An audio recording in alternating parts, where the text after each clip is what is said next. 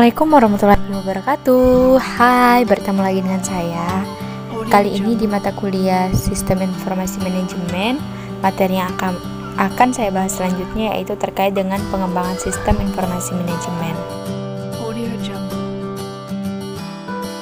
Adapun outline daripada materi yang akan saya bawakan pada video kali ini, yang pertama yaitu pengertian pengembangan sistem, yang kedua prinsip pengembangan sistem, ketiga proses pengembangan sistem, keempat siklus, metode, dan teknik pengembangan sistem, yang kelima penyebab kegagalan pengembangan sistem, dan yang terakhir yaitu keterlibatan user dalam pengembangan sistem.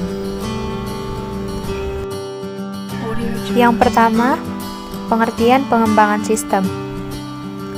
Pengembangan sistem atau system development dapat berarti menyusun suatu sistem yang baru untuk menggantikan sistem yang lama secara keseluruhan atau memperbaiki sistem yang telah ada. Sistem yang lama perlu diperbaiki atau diganti disebabkan karena beberapa hal.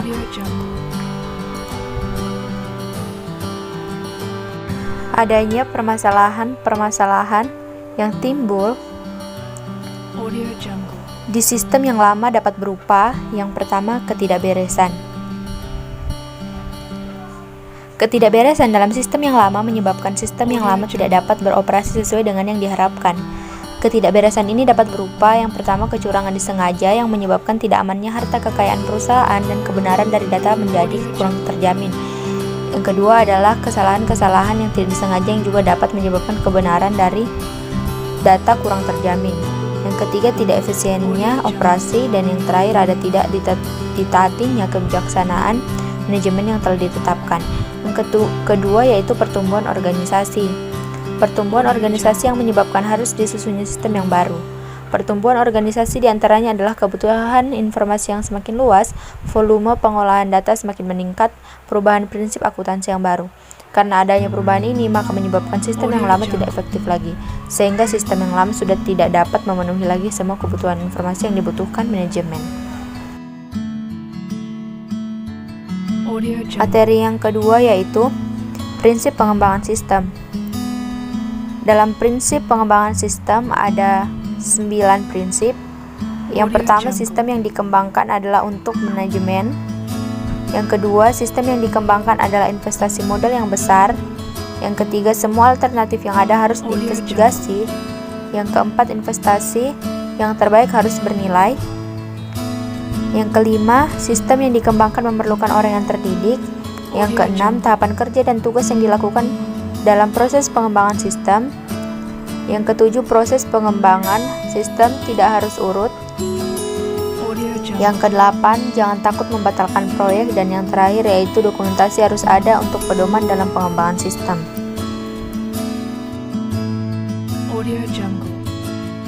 Dari yang ketiga yaitu proses pengembangan sistem. Proses pengembangan sistem yaitu seperangkat aktivitas, metode dan praktik dan alat-alat terotomatisasi yang digunakan untuk meningkatkan dalam pengembangan sistem dan software.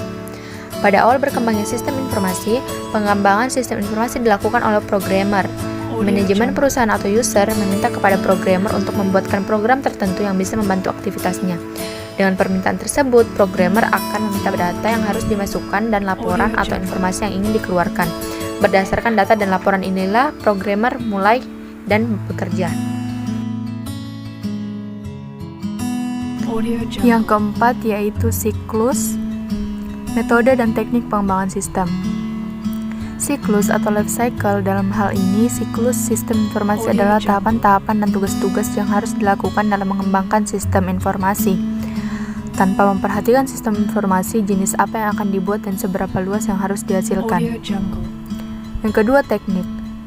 Teknik adalah pendekatan bagaimana menggunakan alat-alat dan peraturan-peraturan yang melengkapi satu atau lebih tahapan-tahapan dalam siklus pengembangan sistem informasi.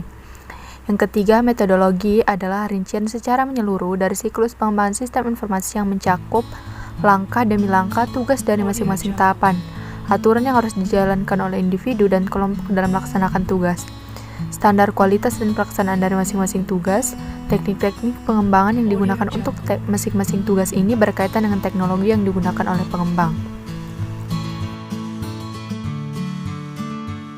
Yang kelima yaitu penyebab kegagalan pengembangan sistem. Berikut ini beberapa penyebab kegagalan pengembangan sistem. Di antaranya yang pertama karena kurangnya penyesuaian pengembangan sistem, kedua kelalaian menetapkan kebutuhan pemakai dan melibatkan pemakai sistem, ketiga kurang sempurnanya evaluasi kualitas analisis biaya, keempat adanya kerusakan dan kesalah rancangan, kelima penggunaan teknologi komputer dan perangkat lunak yang tidak direncanakan dan pemasangan teknologi tidak sesuai, keenam pengembangan sistem yang tidak dapat dipelihara, ketujuh atau yang terakhir yaitu implementasi yang dilaksanakan kurang baik.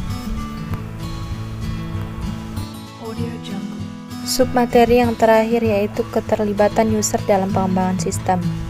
Ada beberapa alasan pentingnya keterlibatan user dalam perencanaan dan pengembangan sistem informasi menurut Timo Daran. Yang pertama, kebutuhan user. User adalah orang dalam perusahaan.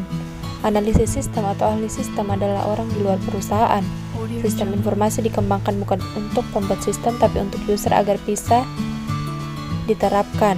Sistem tersebut harus bisa menyerap kebutuhan user dan yang mengetahui kebutuhan user adalah user sendiri, sehingga keterlibatannya dalam pengembangan sistem informasi akan meningkatkan tingkat keberhasilan pengembangan sistem informasi. Yang kedua, pengetahuan akan kondisi lokal. Pemahaman terhadap lingkungan di mana sistem informasi akan diterapkan perlu dimiliki oleh perancang sistem informasi. Dan untuk memperoleh pengetahuan tersebut, perancang sistem meminta bantuan user yang menguasai kondisi lingkungan tempatnya bekerja. Ketiga, keengganan untuk berubah. Seringkali user merasa bahwa sistem informasi yang disusun tidak dapat dipergunakan dan tidak sesuai dengan kebutuhan. Untuk mengurangi keengganan untuk berubah tersebut dapat dikurangi bila user dapat terlibat dalam proses perancangan dan pengembangan sistem informasi. Yang keempat, user merasa terancam. Banyak user menyadari bahwa penerapan sistem informasi komputer dalam organisasi mungkin saja mengancam pekerjaannya atau menjadikan kemampuan yang dimilikinya tidak relevan dan dengan kebutuhan organisasi. Keterlibatan user dalam proses perancangan sistem informasi merupakan salah satu cara menghindari kondisi yang tidak diharapkan dari dampak penerapan sistem informasi dengan komputer. Yang kelima atau yang terakhir yaitu meningkatkan alam demokrasi. User terlibat secara langsung dalam mengambil keputusan yang berdampak terhadap mereka. Oke, terima kasih sudah menonton video ini. Semoga apa yang saya sampaikan dapat bermanfaat untuk kita semua. See you next time.